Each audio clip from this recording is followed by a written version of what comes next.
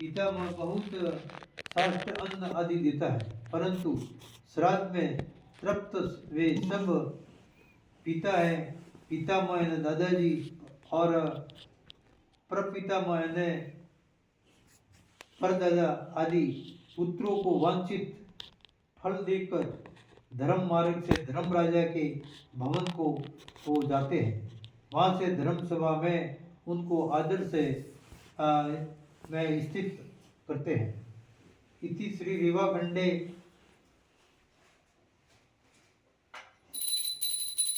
13वां अध्याय संपूर्ण। जय बोलो श्री कृष्ण भगवान की। 14वां अध्याय धर्मराज नगर वर्णन।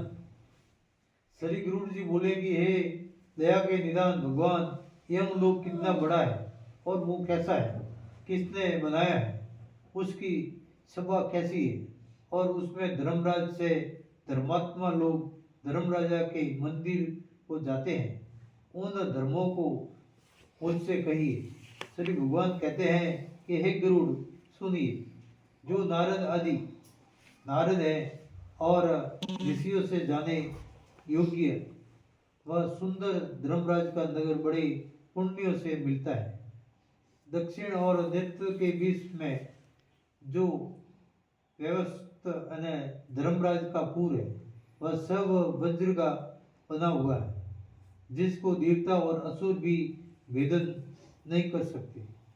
वह चौकड़ है, उसके 4 दरवाजे हैं, ऊंचे ऊंचे प्रकोटे 4 दीवारी से घिरे हुए हैं। उसका प्रमाण 1000 योजन और 4000 कोस का कहा जाता है।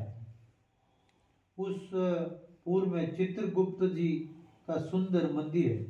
वह 25 योजन चौड़ा और लंबा है तथा 10 योजन ऊंचा, बहुत सुंदर और लोहे के प्रकोटों से घिरा हुआ है।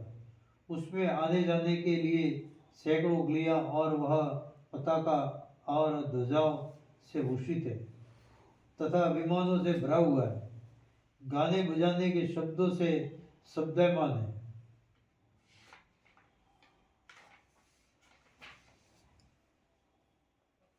चितेरों से चित्रित है और देवताओं के राजों से बनाया हुआ है। फूलवारी और बाणों से रमणीय है। वहाँ अनेक प्रकार के पक्षी बोल रहे हैं और गंधर्व अप्सराएं से चारों ओर घिरा हुआ है। उस नगर की सभा में अपने अति अद्भुत आसन पर चित्रगुप्त जी विराजमान होकर मनुष्यों की आयु की गणना करते हैं। वे चंद्रगुप्त पुण्य और पाप से लिखने में कभी नहीं भूलते हैं। जिसने जैसा शुभ कर्म किया है या अशुभ कर्म इकट्ठा किया है, वही सब चित्रगुप्त जी की आज्ञा से भोगना पड़ता है। चित्रगुप्त के स्थान से पूर्व की ओर ज्वर का घर है। पूर्व दिशा में ज्वर यानी बुखार का घर है ताल, और दक्षिण की ओर शूल, मकड़ी, विस्फोटक यानी साला, विस्फोटक क्या साला, शूल यानी दरिद्र घर है, पकड़ी और विस्फोटक चाला है का स्थान है। वहाँ पश्चिम की ओर तालपास, अजीर्ण और अरुचि रोग का स्थान है। सब जितने रोग है चित्रगुप्त जी रे पाड़े।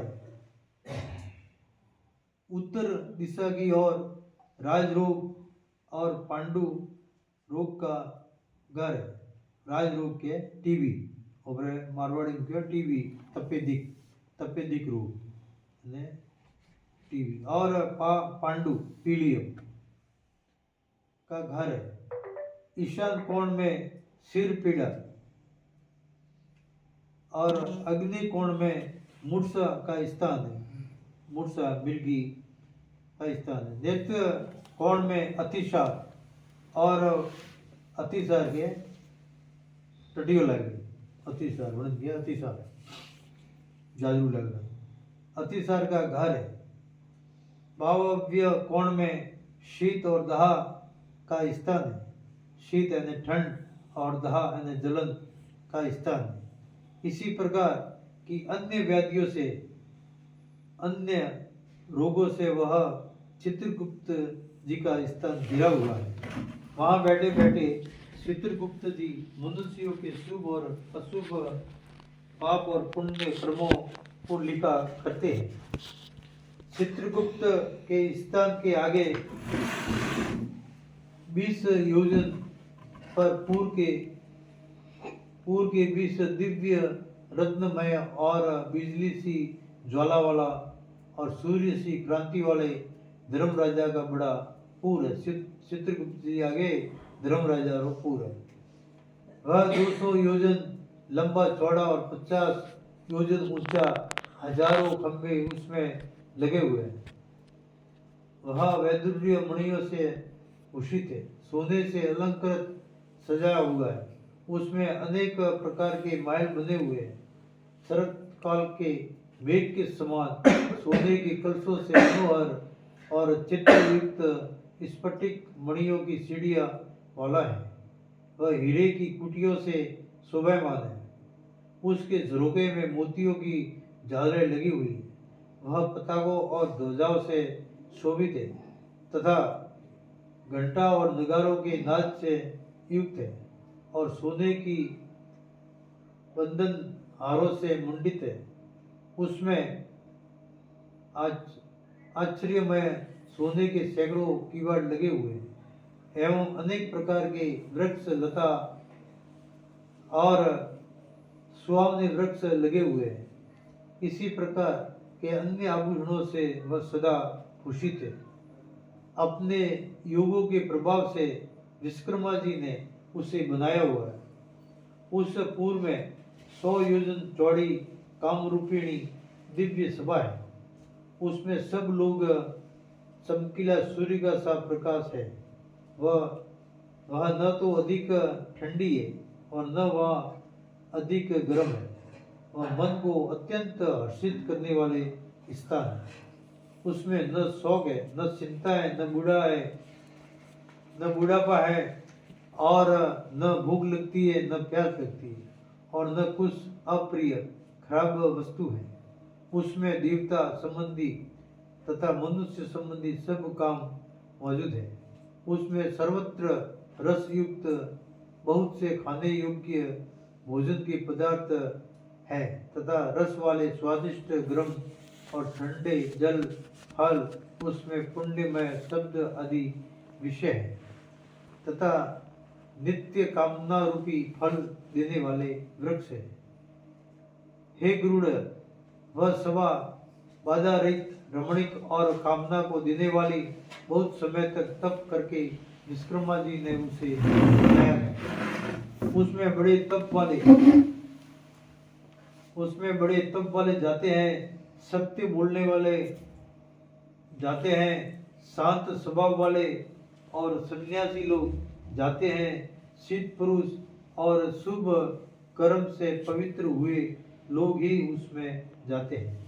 उस सभी में अपने किए हुए पुण्य कर्मों से तेजोमय शरीर वाले, अलंकार युक्त निर्मल वन धारण करने वाले और भूषणों से भूषित लोग रहते हैं। उस दिशा में 10 योजन विस्तृत सब रत्नों से शोभित अनुपम सुंदर आसन पर धर्मराजा बैठे हैं। वे सजनों में श्रेष्ठ हैं। उनके मस्तक पर छत्र शोभित है। वे श्रीमान कुंडलों से अलंकृत है और बड़े मुकुट से शोभित है। सब प्रकार के अलंकारों से युक्त है।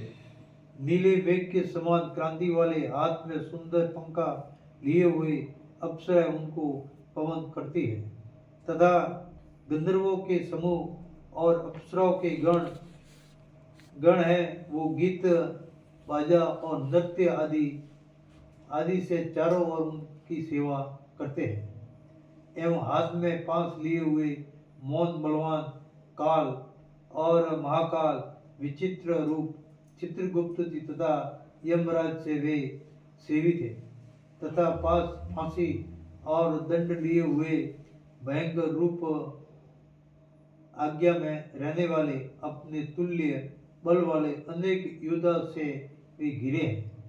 हे गरुड़, अग्निश्ववात पितर सोमपा और उसुम्बा सोदांत बहिषद और मूर्त और अमूर्त जो पितर है तथा अर्म्या आदि पितृगण और मूर्तिमान जो अन्य पितर है, वे सब मुनियों के साथ उन धर्मराजा की उपासना करते हैं। ऋषि, अत्रि ऋषि, वशिष्ठ ऋषि और पुलह ऋषि, दक्ष, पुलस्त्य, अगस्त ऋषि और नारद जी, ये तथा अन्य बहुत से धर्मराज की सभा में सभा सदस्य हैं, जिनके नाम और कर्मों से संख्या नहीं हो सकती। धर्मशास्त्रों की व्याख्याओं से अर्थात निर्णय करने वाले ब्रह्मा जी की आज्ञा से धर्मराजा की सेवा करते हैं। सूर्यवंशी, सोमवंशी तथा अन्य जो धर्मात्मा राजा लोग हैं, वे उस सभा में धर्मराजा की सेवा करते हैं। राजा मनु, राजा दिलीप, मादत्ता और राजा सागर, भागीरथ, अम्बरीश और अनंतरण, मुचितंदु और निमि, राजा निमि और पृथु, यथाति और अनुस, पुरु और दुष्यंत राजा, राजा शिवी, तत्व और राजा भरत, शांतनु, पांडु और सहस्त्र अंजरु, ये विख्यात कीर्ति वाले पुण्य कर्मों राज ऋषि लोग बहुत से अश्वमेध यज्ञों से पूजा करके धर्मराजा की सभा में सदा धर्मराजा के सभासद हुए हैं। धर्मराज की सभा में धर्म की वर्तमान रहता है, वहाँ पक्षपात, झूठ और मत्सर नहीं होता है। उनकी सभा के सदस्य शास्त्र के ज्ञाता होते हैं और धर्मप्राण है। ये उस सभा में निरंतर धर्मराजा की उपासना करते हैं। हे गरुड़, महात्मा धर्मराज की वह सभा ऐसी है कि जिसको दक्षिण मार्ग से गए हुए प्राणी पापी लोग नहीं देख सकते। धर्मराजा के पूर्व में जाने के लिए 4 मार्ग होते हैं। पापियों के जाने के लिए जो मार्ग है वह मैं तुमसे कह दिए ही है। पूर्व आदि 3 मार्गों से जो धर्मराजा के मंदिर को जाते हैं, वे ही जो सुकृति लोग पुण्यों से उस सभा में जाते हैं, उसको सुनो। वहाँ सब भोगों से युक्त एक पूर्व का मार्ग है, उसमें परिजात नामक वृक्ष की छाया है। वह रत्नों से शोभित है, विमानों के समूह से भरा हुआ है, जहाँ तहाँ हंसों की पंक्तियाँ विराजमान है, मूंगा के बागों से घिरा हुआ है और अमृत के रस तुल्य जल से युक्त है। उसी पूर्व मार्ग में से ब्रह्म ऋषि लोग और पुण्यवान लोग, निर्मल राज ऋषि लोग, अप्सराएं और समूह और गंधर्व, विद्याधर और बड़े वासु की साप जाते हैं। और जो देवताओं की आराधना करने वाले, शिव जी की भक्ति करने वाले, गर्मी में पोष वाला प्याऊ लगाने वाले,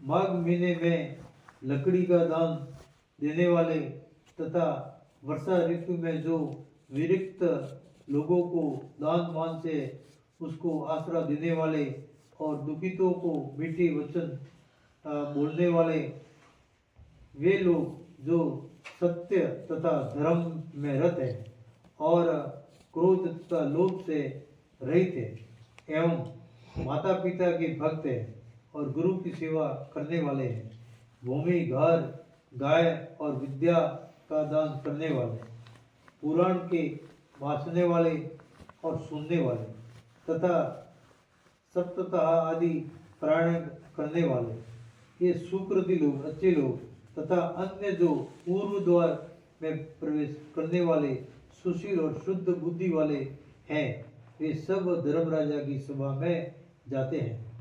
दूसरा जो उत्तर दिशा का मार्ग है वह सैकड़ों बड़े बड़े रथों से भरा है, पालकियों से युक्त है, हरिचंदन देव वृक्षों से शोभित है। वहाँ हंस सारस और चक्रवाकों से शोभित है। अमृत तुल्य जल से भरा हुआ सुंदर सरोवर है।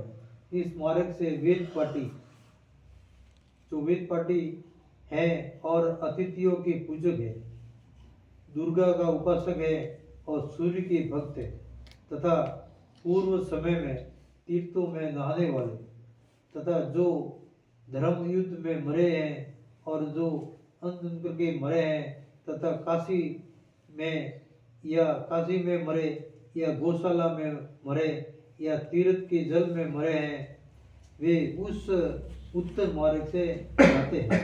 तथा ब्राह्मण के लिए मरे हैं, स्वामी के लिए और तीर्थ क्षेत्रों में जो रहने वाले एवं देवताओं के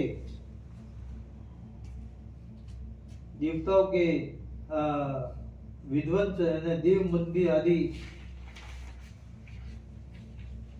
तोड़ने वालों के साथ लड़ाई करके मरने वाले और युगाभ्यास से मरने वाले, सतपात्र के पूजन वाले, नित्य बड़े बड़े दान देने वाले, ये सब उत्तर द्वार से प्रवेश करके धर्म राजा की सभा में जाते हैं। रत्नों के बने मंदिरों से शोभित तीसरा पश्चिम मार्ग का है। उसमें सदा अमृत तुल्य रस से भरी बावड़ियां शोभायमान है।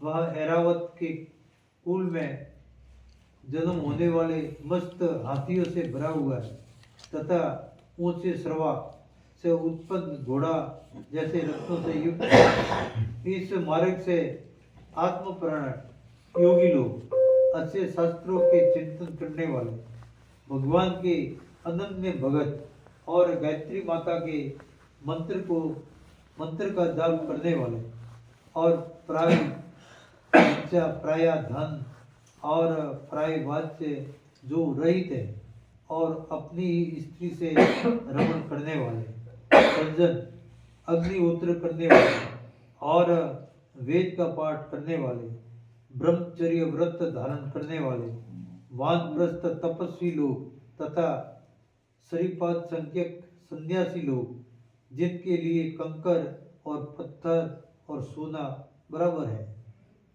ज्ञान और वैराग्य से युक्त सब प्राणियों का हित करने वाले,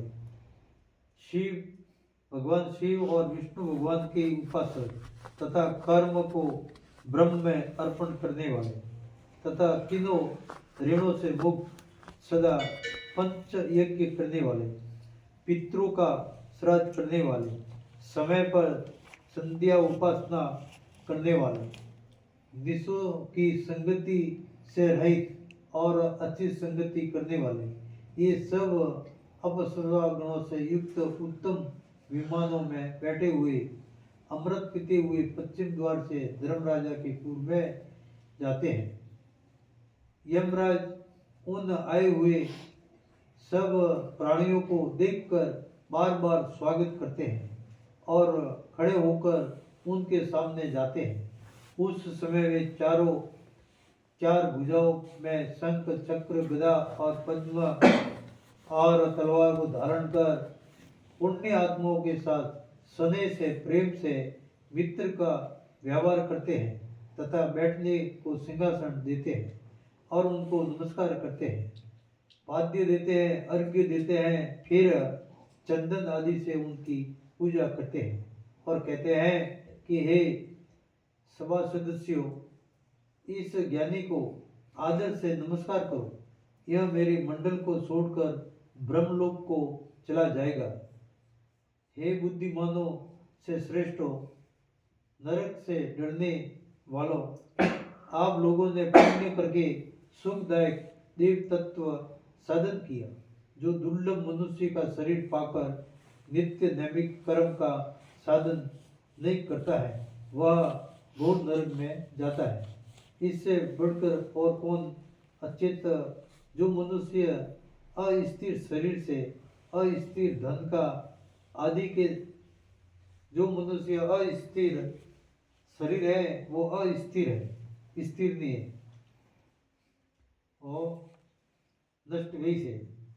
और अस्थिर धन, धन भी है वो अस्थिर है, वो एक ठोकने धन ले लेतु है। यह है जो ये हेंगे कदी गण वे ने कदी गण नहीं वे सकती है, धने एक ठोकने ले लेतु। आदि के द्वारा स्थिर धर्म को संचित करता है, वही एक बुद्धिमान है। धर्म ने संचित कर, धर्म ने भेलो करे, वही एक बुद्धिमान मनुष्य है। इसलिए सब प्रकार का प्रयत्न करके धर्म का संचय यानी शामिल करना चाहिए। है कि धन हमेशा ऊपर पाड़े नहीं रहते।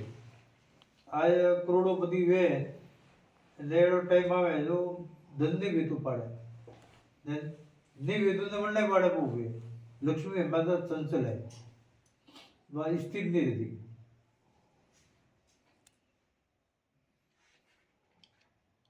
आप लोग सब भोगों से युक्त पुण्य वाले स्थान को जाओ। ऐसे धर्मराजा के वचन सुनकर धर्मराज से पूजित और मुनीश्वरों से स्तुति किए गए वे विमानों में बैठकर परम पद को जाते हैं और कोई बड़े आदर से धर्म सभा में ही रह जाते हैं। वहाँ कल्प भर तक रहकर और दिव्य भोगों को भोगकर शेष पुण्य से पवित्र दर्शन वाले मनुष्य शरीर को पाता है तथा बड़ा धनवान, सब कुछ जानने वाला और सब शास्त्रों से चूर होकर फिर आत्मा के विचार से परम गति को प्राप्त होता है। हे गरुड़, तुमने जो यम का हाल पूछा था वह सब तुमको कह दिया। इसको और जो मनुष्य भक्ति से सुनता है वह धर्मराजा की सभा में जाता है। इति श्री रीवाखंड 14वां अध्याय संपूर्ण। जय बोलो श्री कृष्ण भगवान की।